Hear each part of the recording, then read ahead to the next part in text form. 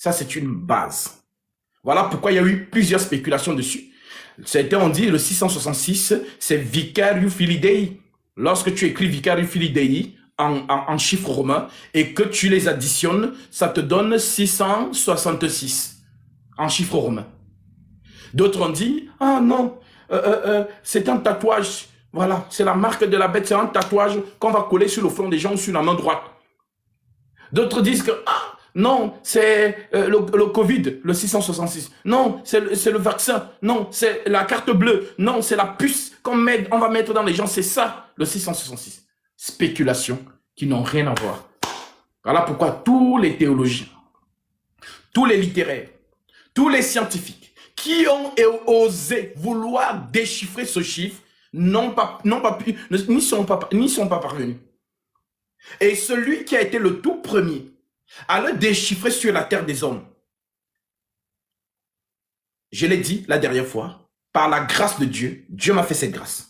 Appelez ça de l'orgueil si vous voulez, mais Dieu m'a fait cette grâce. Parce qu'il m'a amené à comprendre. Car l'apôtre Paul, par l'Esprit du Seigneur, l'a déchiffré, mais les gens n'ont pas compris. Alors, je vais te montrer comment il a déchiffré ce chiffre. Alors, déjà, il faut comprendre que le thème 666, c'est un code. Voilà pourquoi on dit c'est ici la sagesse. Donc, il faut que la sagesse te révèle le code. Donc, 6, 3 fois. Maintenant, l'ADN spirituel de l'homme, c'est le 6.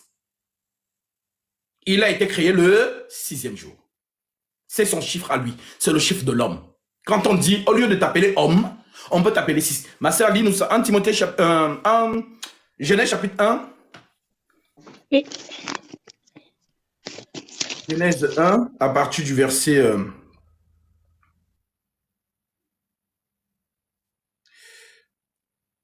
lisons à partir du verset...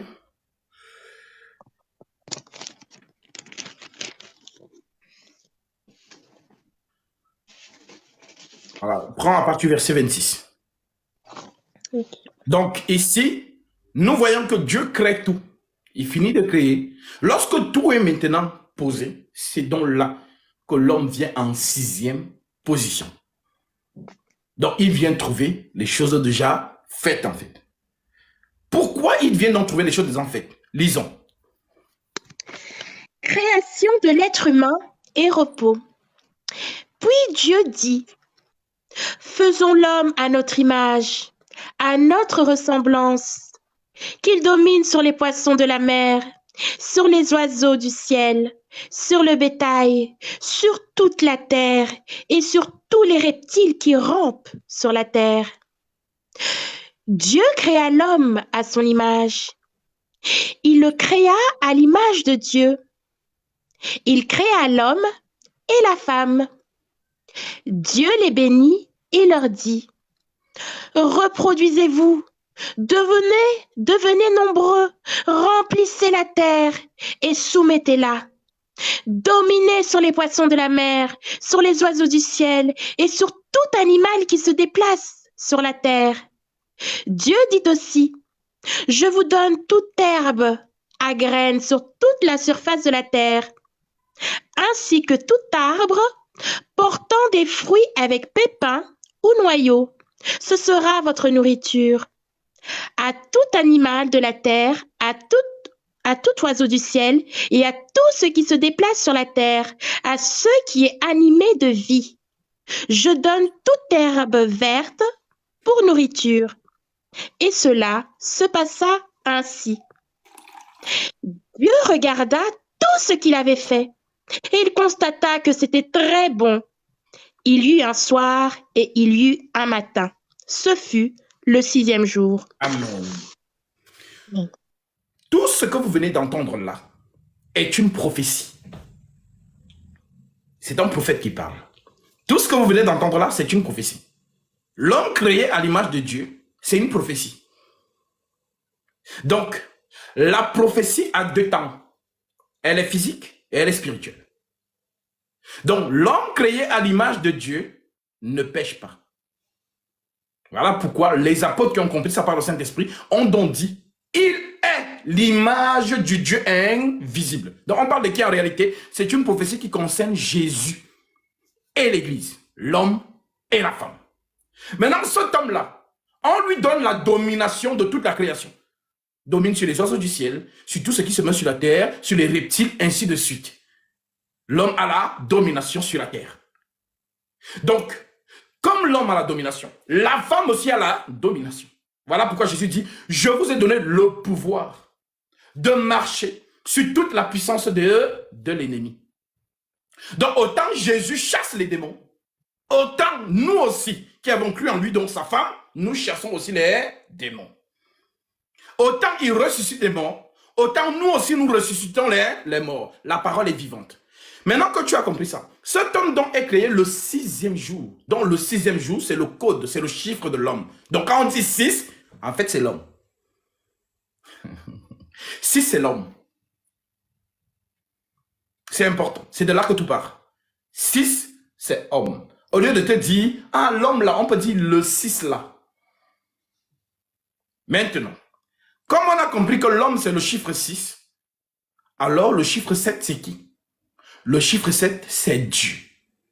Voilà pourquoi, lorsque Dieu crée, ma sœur, lisons ça. Genèse 2, verset 1.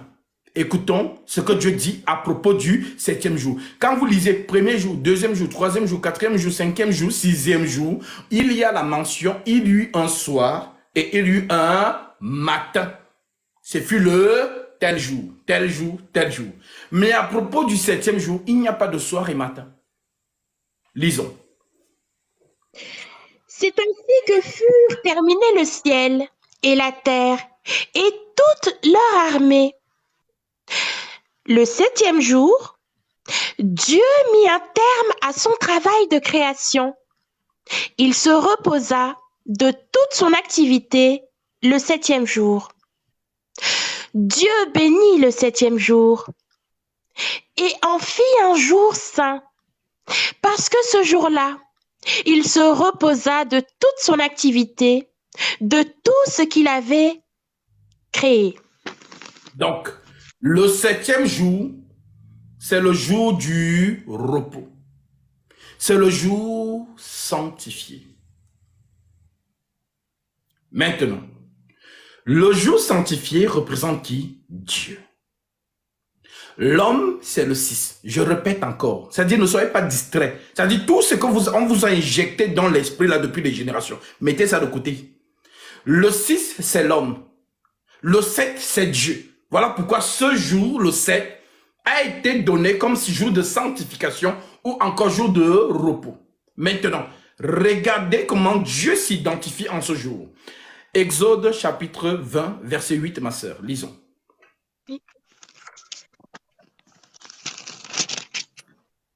Voilà, Fatim dit, voilà, c'est l'erreur. Dieu se repose jamais. Il connaît pas la fatigue. Voilà, c'est ton cerveau qui, je te mets au travail. Ça dit ton cerveau là, ça va exploser. Continue à penser avec ton cerveau. Quand on parle du repos aussi, toi tu vois Dieu qui prend sa couette et il va dormir sur le canapé toto spirituel. Continue à penser comme ça. Voilà. Il faut continuer à penser comme ça, c'est votre problème. Quand on dit repos, écoute le repos. Vas-y. Maintenant tu vas comprendre c'est quoi le repos. Lise, on t'écoute ma soeur. C'est incroyable. Souviens-toi de faire du jour du repos un jour saint. Pendant 6 jours, tu travailleras et tu feras tout ce que tu dois faire. Mais le 7e jour est le jour du repos de l'Éternel ton Dieu. Tu ne feras aucun travail, ni toi, ni ton fils, ni ta fille, ni ton esclave, ni ta servante, ni ton bétail, ni l'étranger qui habite chez toi. En effet, en 6 jours l'Éternel a fait le ciel, la terre, la mer et tout ce qui s'y trouve, et il s'est reposé le 7e jour. Amen. Amen. Par exemple, nous avons l'exemple parfait de la compréhension charnelle de la chose. La sœur a écrit, ah, voilà le problème, Dieu ne se repose pas, voilà, Dieu ne se fatigue pas. Donc, elle a compris ça en français avec son cerveau. Pour elle, Dieu ne dort pas. Effectivement, le repos dont on parle ici n'a rien à voir avec Dieu qui dort sur son canapé, il a beaucoup travaillé, il est fatigué. Non. Le repos ici, c'est ce jour-là. Donc Dieu, dans les 10 commandements, recommande à l'Assemblée d'Israël d'observer le jour du repos. C'est une prophétie. Maintenant, ma soeur, lis-nous ça, Matthieu, chapitre 11, verset 18. Oui. Écoutez, vous voyez comment le repos voyage, Genèse 2, Exode, maintenant Matthieu 11, 18. Lisons. En effet, Jean est venu. Matthieu Il 11, ne 28. ment. Matthieu 11, 28. Ah, pardon. Venez à moi, vous tous qui êtes fatigués et courbés sous un fardeau, et je vous donnerai du repos. Vous avez compris? Venez à moi, vous tous qui êtes fatigués et chargés, et je vous donnerai du repos. Donc, le repos de Genèse 2. Le Seigneur se reposa de toute son œuvre qu'il avait faite. Et il sanctifia le 7e jour. Exode 20, verset 8. Vous observerez le jour du repos. C'est le jour de l'Éternel. Maintenant, nous voyons un homme qui vient nous dire, venez à moi, vous tous qui êtes fatigués et chargés, et je vous donnerai du repos. Donc cet homme s'identifie comme étant Genèse 2, Exode 20, verset 8. Donc, le repos, ce n'est pas un jour ordinaire. Les gens qui font le sabbat samedi là, vous n'avez rien compris. Le sabbat, c'est un homme. Il s'appelle Jésus-Christ. C'est lui qui nous donne le repos. Maintenant, le repos, c'est quoi? Le repos, c'est la vie. Donc, Dieu crée 1 jour, 2 jours, 3 jours, 4 jours, 5 jours, 6 jours, mais la création est morte.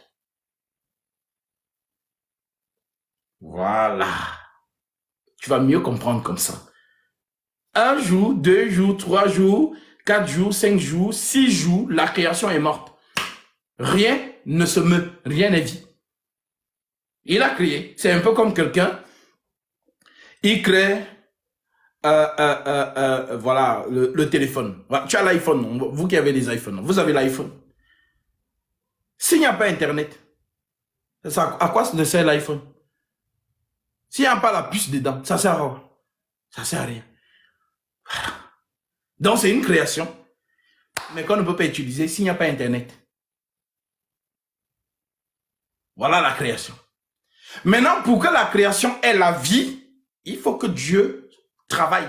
Donc le 7e jour, quand on dit le repos, ça veut dire Dieu donne maintenant la vie à sa création. Vous avez compris? Voilà. Voilà pourquoi il façonne l'homme du limon de la terre. Mais si Dieu ne fait pas une action, l'homme n'est que boue. Il faut une action. C'est cette action qu'on appelle le repos. Il souffla dans l'homme et l'homme devint une âme vivante. Voilà. On a mis le Wi-Fi. Mais non. Le Wi-Fi fonctionne, le téléphone fonctionne. Voilà, tu peux aller sur Facebook, Instagram, TikTok. Voilà. C'est ça dans le repos. Donc le repos, ça n'a rien à voir avec dormir. Donc ma soeur qui a posé la question, non, Dieu ne se repose pas. Oui, c'est parce que tu pensais que comme toi tu te reposes là, quand tu as beaucoup travaillé là, ou bien tu as mangé un bon foutou, tu es tellement fatigué que tu ronfles, tu dors. Non, ça n'a rien à voir avec. Le repos de Dieu, c'est donner la vie. Voilà pourquoi Jésus, qui est ce repos, vient et vous dit, oh les hommes du 6e jour là, vous avez tellement travaillé.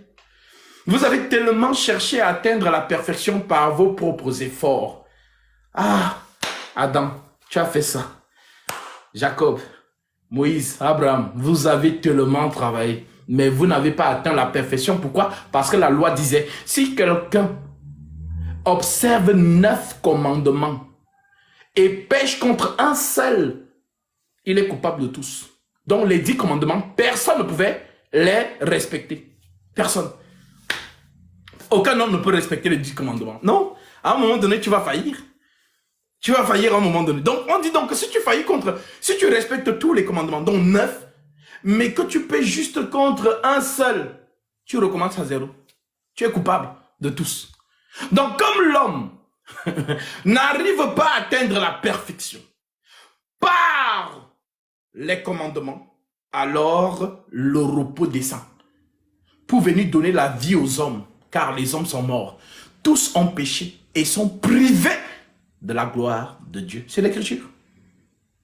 Maintenant, Jésus descend et il vous dit, venez à moi, vous tous qui êtes fatigués et chargés, et je vous donnerai. Il ne dit pas Dieu donnera. Moi, je vous donnerai du repos. C'est moi le sabbat.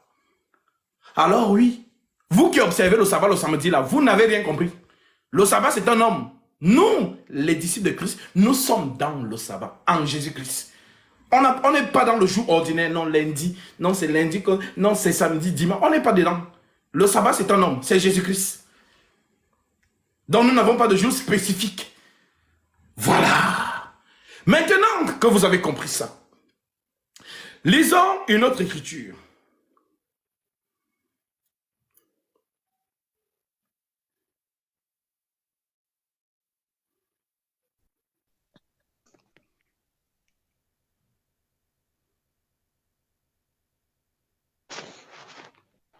Ma sœur, Matthieu 12, verset 8. Oui. Matthieu 12, tu peux même prendre à partir du verset pour la meilleure compréhension de ceux qui nous écoutent. Tu peux même prendre à partir du verset 1 jusqu'au verset 8 pour la meilleure compréhension de ceux qui nous écoutent. C'est ça qu'on appelle enseigner, le don, l'art d'enseigner. Quand tu enseignes les écritures prennent forme. Maintenant, tu vois clair. Et tu comprends que mais on était loin dans la compréhension, on était loin dans la confusion. C'est ça. Parce que vous n'avez pas eu des enseignants que Dieu a pointé du doigt, que toi, tu es mon serviteur. Un vrai enseignant de Christ est oué par l'Esprit Saint. Donc, quand tu prêches la parole, tu sens l'onction, tu dis que waouh, eh oui, vraiment là, je comprends mieux, tout prend son sens. C'est ça le ministère de la parole. On ne s'improvise pas dedans, on ne fait pas les formations théologiques pour maîtriser les Écritures. Non. Voilà. Donc, ma soeur, nous t'écoutons. Jésus et le sabbat. À cette époque-là, Jésus traversa des champs de blé un jour de sabbat. Ses disciples, qui avaient faim, se mirent à arracher des épis et à manger. À cette vue, les pharisiens lui dirent, « Regarde tes disciples, font ce qu'il n'est pas permis de faire pendant le sabbat. » Mais Jésus leur répondit, « N'avez-vous pas lu ce qu'a fait David lorsqu'il a eu faim, lui et ses compagnons? Il est entré dans la maison de Dieu et a mangé les pains consacrés que ni lui, ni ses compagnons n'avaient le droit de manger et qui étaient réservés aux prêtres seuls. Ou n'avez-vous pas lu dans la loi que les jours de sabbat, les prêtres violent le sabbat dans le temple sans se rendre coupables? Or, je vous le dis, il y a ici plus grand que le temple. Si vous saviez ce que signifie « Je désire la bonté et non les sacrifices », vous n'auriez pas condamné des innocents. En effet, le Fils de l'homme est le Seigneur du sabbat. Amen. Amen. Jésus se déclare maître du sabbat. En Israël, il n'y a rien qui est au-dessus du temple. Le temple, en Israël, c'est Dieu. C'est dans le temple qu'il y a le lieu très saint, le lieu parvis, le lieu saint et le lieu très saint. Mais Jésus leur dit, ici, il y a plus grand que le temple. Le Fils de l'homme est au-dessus du sabbat. C'est moi Dieu. Ceux qui comprennent, comprennent. Ceux qui ne comprennent pas, c'est votre problème. Maintenant, mon frère, pourquoi j'ai fait ce schéma? Pour te montrer que les chiffres ont un sens dans les Écritures. Le 7 représente Dieu. Le 6 représente l'homme. Donc, lorsqu'on a donc compris le 7, venons comprendre donc le 6. Adam va donc avoir une postérité. Ma sœur, lis-nous cela.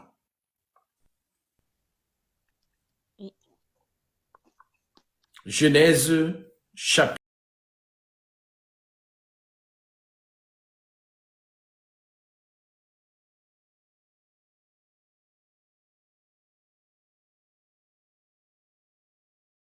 4, verset 1.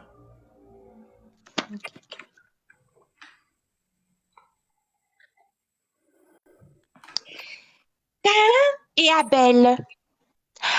Adam eut des relations conjugales avec sa femme Ève.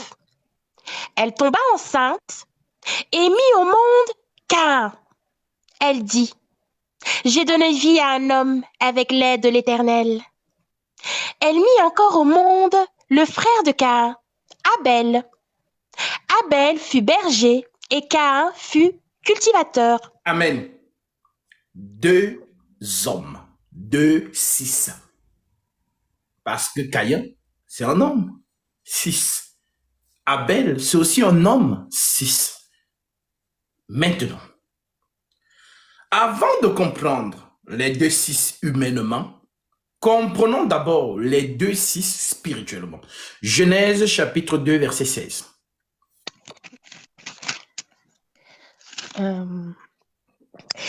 L'Éternel Dieu donna cet ordre à l'homme. Tu pourras manger les fruits de tous les arbres du jardin, mais tu ne mangeras pas le fruit de l'arbre de la connaissance du bien et du mal, car le jour où tu en mangeras, tu mourras, c'est certain. Amen. Donc, Dieu a parlé. Donc, Dieu a sa marque. C'est sa parole. Dieu a parlé, c'est sa parole. Quand on dit bête, la bête est un code qui identifie une autorité, un pouvoir étatique, hégémonique ou encore gouvernemental.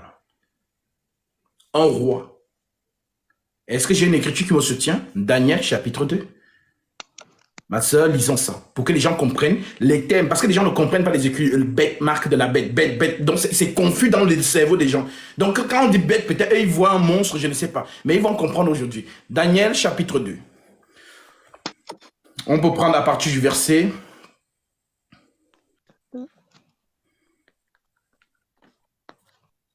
Alors, Daniel 2, voilà, pour ne pas faire long. Prends à partir du verset 31. Oui.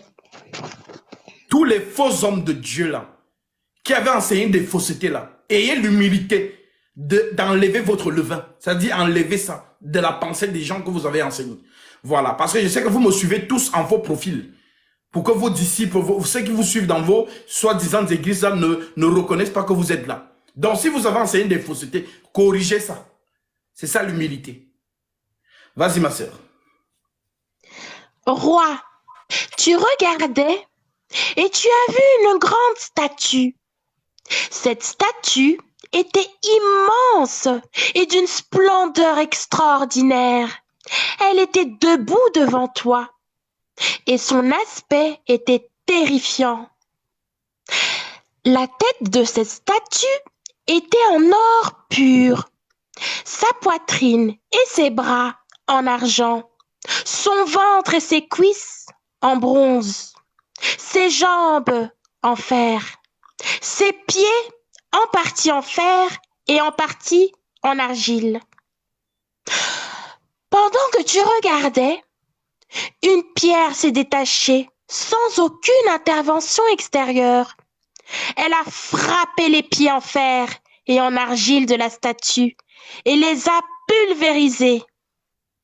Le fer, l'argile, le bronze, l'argent et l'or ont alors été pulvérisés ensemble et ils sont devenus pareils à la balle qui s'échappe du nerf de battage en été. Le vent les a emportés et on n'a pu trouver aucune trace d'eux. Quant à la pierre qui avait frappé la statue, elle est devenue une grande montagne et a rempli toute la terre. Voilà quel était le rêve.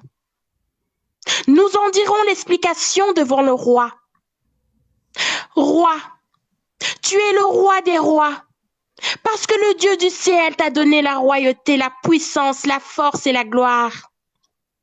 Il a placé sous ta domination, où qu'ils habitent, les hommes, les bêtes sauvages, les oiseaux, et il t'a donné le pouvoir sur eux, tous. La tête en or, c'est toi. Amen. La tête en or, c'est toi. Maintenant, quel est le symbole de Babylone? C'est le lion avec des ailes. Donc, lorsque Daniel déchiffre la tête en or, il dit que la tête en or, c'est Nebuchadnezzar. Donc, c'est lui le roi de Babylone. Et Nebuchadnezzar est symbolisé comme le lion ailé, donc une bête. Vous avez compris? Maintenant, je vous donne encore un deuxième témoin pour que ce soit encore bien enraciné dans votre esprit. Prends Daniel chapitre 8. Daniel 8, à partir du verset...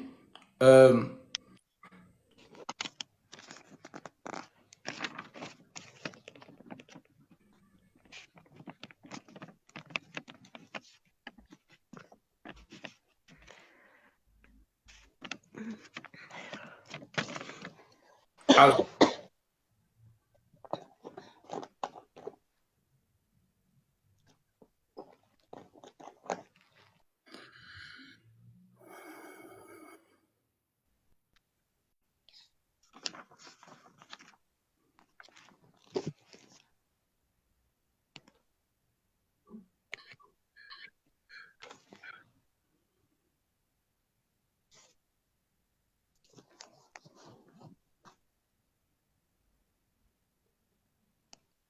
tu peux prendre à partir du verset, voilà, à partir du verset 10 en descendant, pour que les gens comprennent l'interprétation que Gabriel va faire ici pour Daniel. Okay.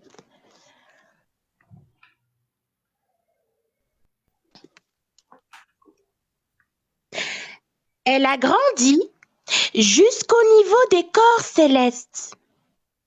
Elle a fait tomber par terre une partie de ses corps et des étoiles, et elle les a piétinés. Elle a grandi jusqu'au niveau du chef de l'armée. Elle lui a enlevé le sacrifice perpétuel et a bouleversé les fondations de son sanctuaire. L'armée lui a été livrée avec le sacrifice perpétuel à cause de la transgression. La corne a jeté la vérité par terre et réussi dans ses entreprises.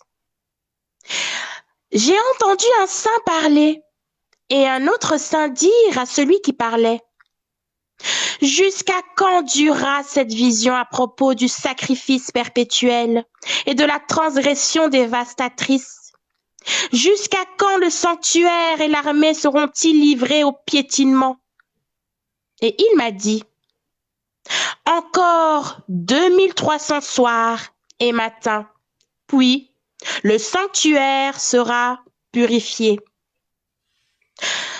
Tandis que moi, Daniel, j'avais cette vision et que je cherchais à la comprendre, quelqu'un qui avait l'apparence d'un guerrier se tenait en face de moi.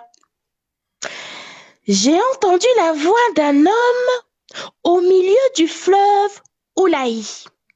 Il a crié: Gabriel, fais comprendre à celui-ci ce qu'il a vu. Il est alors venu près de l'endroit où je me trouvais. Terrifié à son approche, je suis tombé le visage contre terre Il m'a dit, sois attentif, fils de l'homme, car la vision concerne le moment de la fin. Pendant qu'il me parlait, j'étais plongée dans une profonde torpeur, le visage contre terre. Il m'a touchée et m'a fait me tenir debout là où je me trouvais. Puis, il m'a dit, je vais te faire connaître ce qui arrivera au terme de la colère, car il y a un moment fixé pour la fin. Le bélier que tu as vu et qui avait des cornes, ce sont les rois des Médès et des Perses. Amen. Donc, Gabriel fait comprendre à Daniel que le bélier, c'est une bête. Et cette bête, c'est un roi. Alors, le roi a quoi? Son allocution dans son royaume. Dans chaque royaume, il y a le code du roi. Si tu n'obéis pas à la déontologie que le roi a prescrite dans son royaume, tu ne peux pas y vivre. Donc, la bête, quand on dit bête, j'ai vu une bête. La bête représente une autorité. La bête représente un roi. La bête représente une domination. Maintenant, si tu as compris le terme bête dans les Écritures, maintenant, chaque bête a son allocution. Notamment, Genèse 2, c'est ce que la sœur a lu. Le Seigneur dit à l'homme, tu mangeras de tous les arbres du jardin. Mais quant à l'arbre de la connaissance du bien et du mal, tu n'y mangeras pas. Donc, Dieu donne sa marque à l'homme. La marque de Dieu, c'est sa parole. Tu me diras, mais Gasby, où est-ce que c'est écrit que la parole est une marque? 2 Timothée 2, 19, ma sœur, s'il te plaît. Oui. 2 Timothée.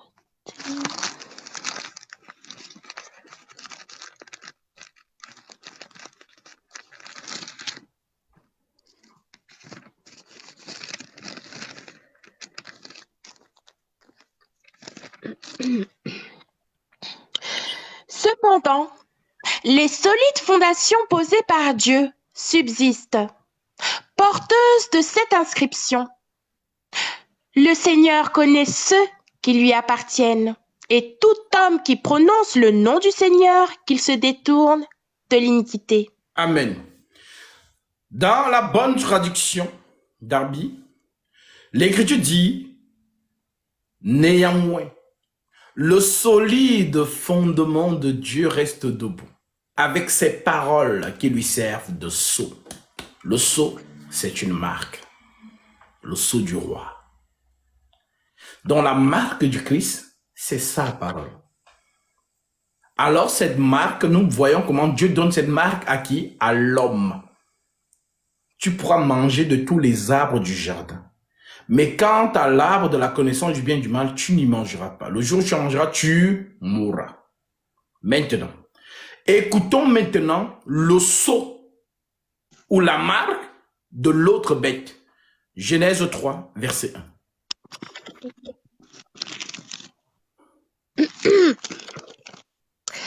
La tentation et la chute. Le serpent était le plus rusé de tous les animaux sauvages que l'Éternel Dieu avait fait. Il dit à la femme, Dieu a-t-il vraiment dit, vous ne mangerez aucun des fruits des arbres du jardin? La femme répondit au serpent, nous mangeons du fruit des arbres du jardin. Cependant, en ce qui concerne le fruit de l'arbre qui est au milieu du jardin, Dieu a dit, vous n'en mangerez pas et vous n'y toucherez pas, sinon vous mourrez. Le serpent dit alors à la femme, vous ne mourrez absolument pas, mais Dieu sait que le jour où vous en mangerez, vos yeux s'ouvriront et vous serez comme Dieu. Vous connaîtrez le bien et le mal. Amen. Dieu dit à l'homme, le jour où tu mangeras, tu mourras. Le faux Dieu dit à la femme, Non, tu ne mourras pas. 2 paroles dans le jardin d'Éden. Donc 2 bêtes avec leur marque. Par la bête représente quoi? Une autorité. Dieu, c'est le roi. Satan aussi, c'est le roi de son royaume. Alors les deux ont la parole. C'est la guerre de la parole depuis le jardin d'Éden. Donc lorsqu'on parle de la marque de la bête, les gens s'imaginent une marque de la bête imaginaire. La marque de la bête n'est rien d'autre que la parole de ces 2 entités. La parole de Dieu à l'homme et la parole du serpent à la femme. Maintenant, voyons maintenant les 2 bêtes face à face. Luc 4.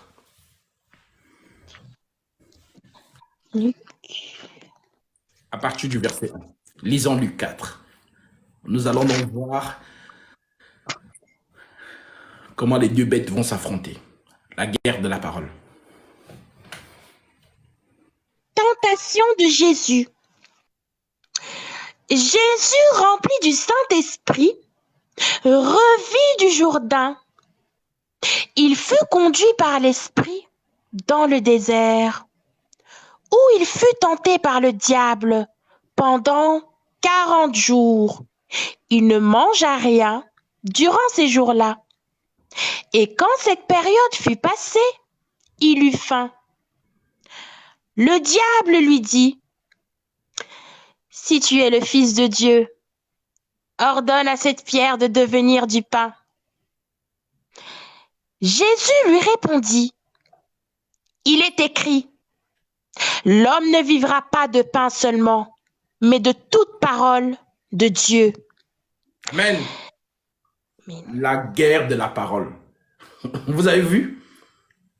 Jésus a sa parole, le Satan aussi a sa parole. Et c'est là ce que nous vivons actuellement. Le mensonge et la vérité.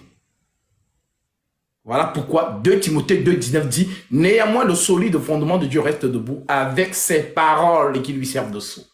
Le Seigneur connaît ceux qui lui appartiennent. Et quiconque prononce le nom du Seigneur dans la parole s'éloigne de l'iniquité. » Donc, vous qui êtes fidèles à ce qui est écrit là, vous êtes dans la parole de Dieu. Donc, vous avez la marque du Seigneur. Dès lors que tu contredis une seule écriture, tu es du camp de l'ennemi. Ne cherche pas de midi à 14h, tu as la marque de la bête.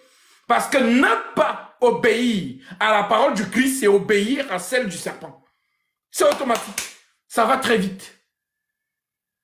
Donc, tu as intérêt à rester fidèle radicalement à ce qui est écrit. À ce moment, tu as la marque du Seigneur. Celui qui m'aime, garde mes commandements. Pourquoi m'appelez-vous Seigneur, Seigneur, et ne faites-vous pas ce que je dis? Luc 6, 46. Tu as compris? Continue, ma sœur. Le diable l'emmena plus haut, sur une haute montagne, et lui montra en un instant tous les royaumes de la terre. Puis il lui dit, « Je te donnerai toute cette puissance et la gloire de ces royaumes, car elle m'a été donnée, et je la donne à qui je veux. Si donc tu te prosternes devant moi, elle sera toute à toi. » Jésus lui répondit, « Retire-toi, Satan. En effet, il est écrit, c'est le Seigneur ton Dieu que tu adoreras, et c'est lui seul que tu serviras. » Le diable... Pardon. Est-ce que vous avez compris? Donc, notre Seigneur nous donne l'exemple. Il était écrit. Il n'y a pas de philosophie ici. Il n'y a pas de théologie ici. Il n'y a pas de raisonnement ici. Il n'y a pas de livre de développement personnel ici. Oh, tu as lu le livre du pasteur tel. Oh non, tu as lu le livre du frère là qui est sorti. Vraiment, c'est un livre intéressant. Il n'y a pas ça ici. Il était écrit. Car le diable, tant que tu es dans il est écrit, il ne te séduit pas.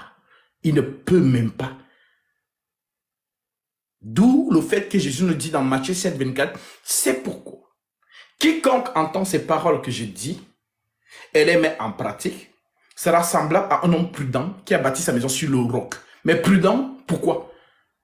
Parce que l'ennemi rôde pour te séduire. Et l'ennemi séduit par quoi? Le verbe. Il a séduit Ève par le verbe. Donc si toi, tu ne campes pas radicalement à ce qui est écrit, il va te séduire. Alors ta protection, ton armure, c'est il est écrit. C'est ça. Donc mon frère, maintenant que je t'ai présenté ce qu'on appelle bête, ce qu'on appelle 6, ce qu'on appelle 7, nous voyons donc les deux progénitures. Ma soeur, nous allons lire Genèse 3,15. Nous voyons donc ici la toute première prophétie de la Torah qui va donc sortir.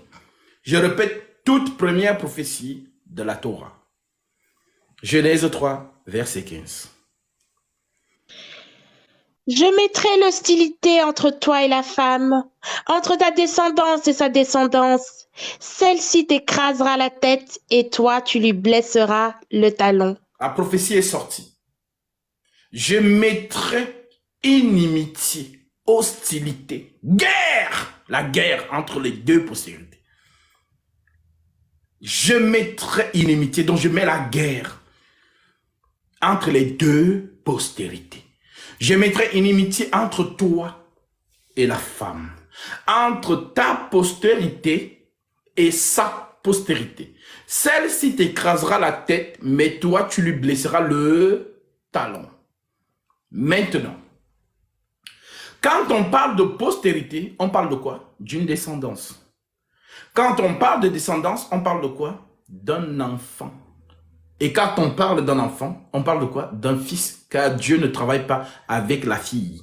Dieu travaille avec l'homme, le fils unique.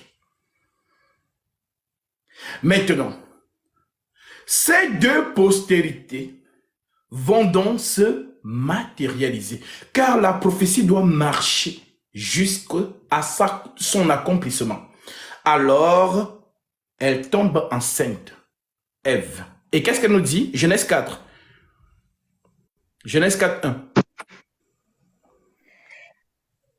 Adam eut des relations conjugales avec sa femme Ève. Elle tomba enceinte et mit au monde Caïn. Elle dit, j'ai donné vie à un homme avec l'aide de l'Éternel. Elle mit encore au monde le frère de Caïn, Abel. Amen. Abel fut berger. Amen, amen. Abel et Caïn. Caïn et Abel. Maintenant, on a dit que la postérité de la femme doit écraser la tête du serpent. Donc, c'est la postérité de la femme qui la sauve. D'où ce que Paul dit dans 1 Timothée chapitre 2, en descendant, verset 12 en descendant. Elle sera néanmoins sauvée en devenant mère. On parle d'elle. C'est son fils qui va la sauver. Alors, les deux sont charnels. Caïn, son père biologique, c'est qui? Adam. Adam a eu une relation conjugale, sexuelle. Et le spermatozoïde d'Adam a fécondé Ève et ça a donné Caïn. Le spermatozoïde d'Adam a fécondé Ève et ça a aussi donné Abel. Donc, 2, 6. Alors, on dit maintenant Abel le juste. Voilà comment on l'appelle. Abel le juste. Maintenant, on nous dit que vu que Satan a entendu que la postérité de la femme écrasera sa tête, alors il se sent en danger. Donc, il faut qu'il tue vite cette postérité. Il tue Abel. Abel est mort. Maintenant, il dit qu'il est tranquille. Comme Abel est mort, il est tranquille. Sauf que on ne parle pas d'Abel. Celui qui lui a dit, je mettrai inimitié entre toi et la femme, c'est lui, la postérité. C'est Dieu lui-même, la postérité de la femme. Donc Dieu a annoncé sa venue Parce que le seul à tuer Satan, ce n'est que le créateur de Satan. Aucun ange ne peut combattre Satan. Aucun. Il est trop fort que seule une personne à sa catégorie peut le terrasser. Voilà pourquoi Dieu s'appelle le vengeur. À moi la vengeance, à moi la rétribution. Ne vous vengez pas. Le combat final, c'est moi. Il y a un combat qui approche. La guerre qu'il y a eu dans le ciel là, elle va se manifester sur la terre des hommes. Alors il met un signe sur Caïn. Ne le touchez pas. C'est moi qui dois le terrasser. Donc, Caïn donc tue Abel.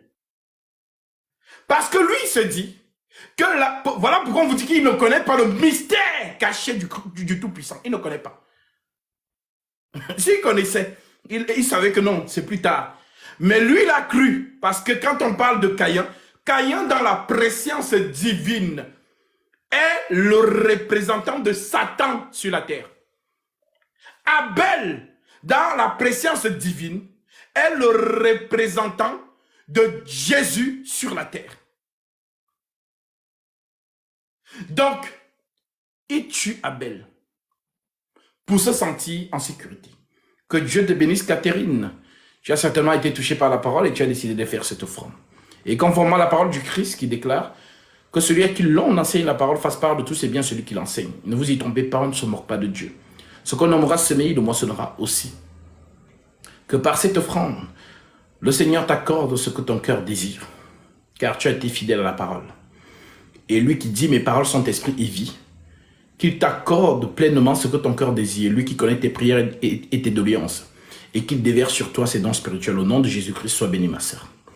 Alors, il tue Abel, c'est disant que, j'ai tué celui qui doit écraser ma tête, dont je suis tranquille. Sauf qu'il n'a pas compris que Abel, ce n'est pas lui. Le véritable Abel arrive. Voilà pourquoi, mon frère, si tu vois Abel, tu vois Caïn. Si tu vois Jésus, tu vois Judas Iscariote. Si tu vois Michael, tu vois l'Antichrist. C'est donc ça qu'on appelle 6, 6, 6. Donc Dieu qui travaille 3 fois. Et si Dieu travaille 3 fois, Satan aussi travaille 3 fois. C'est un imitateur. Il faut bien qu'il y ait l'authenticité et la contrefaçon. Sauf que les deux se ressemblent. Si tu vois un sac Chanel, l'authentique, et tu prends donc le sac Chanel authentique de l'avenue Montaigne, et le sac Chanel de Turquie, c'est pareil. C'est la même chose. Maintenant, on te met les 2 sacs devant toi. On dit, prends le vrai sac. Tu ne sauras pas. Parce que c'est identique. C'est la même chose. Maintenant, qu'est-ce qui va te permettre de comprendre que où est le vrai Chanel, où est le faux Chanel? C'est la parole. C'est pourquoi quiconque entend ces paroles que j'ai dit et les met en pratique sera semblable à un homme prudent qui a bâti sa maison sur le roc.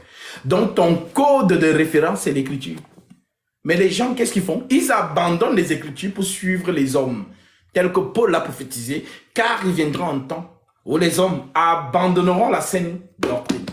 Mais ayant la démangeaison d'entendre les choses agréables, ils se donneront une foule de docteurs selon leurs propres désirs, détourneront l'oreille de la vérité et se tourneront vers les fables. Donc, ce qui te permet de choisir le vrai sac. Je prends Chanel parce que je sais que beaucoup de femmes aiment ce sac-là. Pour que l'homme fait comprendre que Satan s'adapte. Pourquoi il fait ça? Pour mieux séduire. Si tout le monde, Quand vous voyez souvent les gens aux États-Unis, non, ça c'est l'église des satanistes. Non, ce sont des gens qui ont trop bu le whisky. Voilà, ils s'ennuient. Satan, Satan se trouve où il y a la vérité. C'est là où il y a la vérité que Satan vient. Là où il y a le mensonge, il sait déjà que vous êtes dans son camp. Donc il ne vous gère même pas. Mais c'est là où il y a la lumière, c'est là où il vient. Voilà. Maintenant, tu vas comprendre pourquoi il était parmi les apôtres. Tu comprends maintenant? Tu crois que Judas était là pourquoi? Jésus a dit, n'est-ce pas moi qui vous ai choisi, vous les 12, et l'un parmi vous est un démon. Il n'a pas dit, l'un parmi vous est possédé par un démon. Non, il a dit, l'un parmi vous est un démon. Donc parmi vous, Satan est là. Voilà pourquoi, parmi les 12, Satan était là.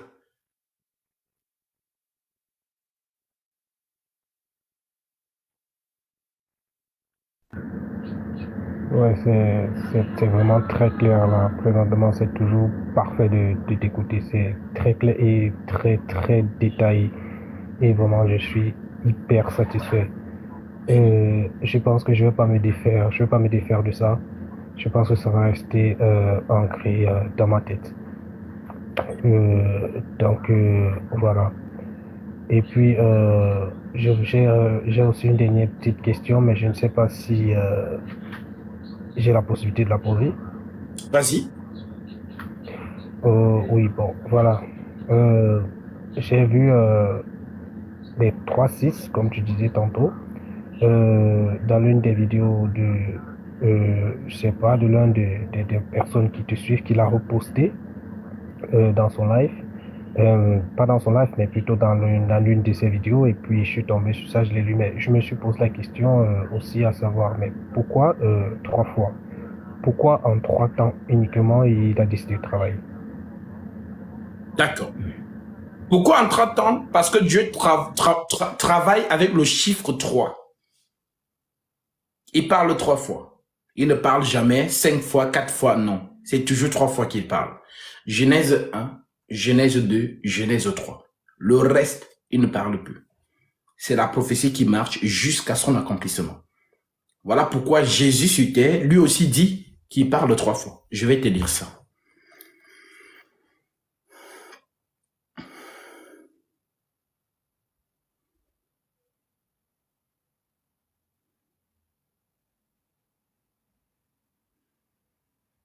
Ma sœur, Luc 13, 32. Oui. Luc 13, verset 32. Ok.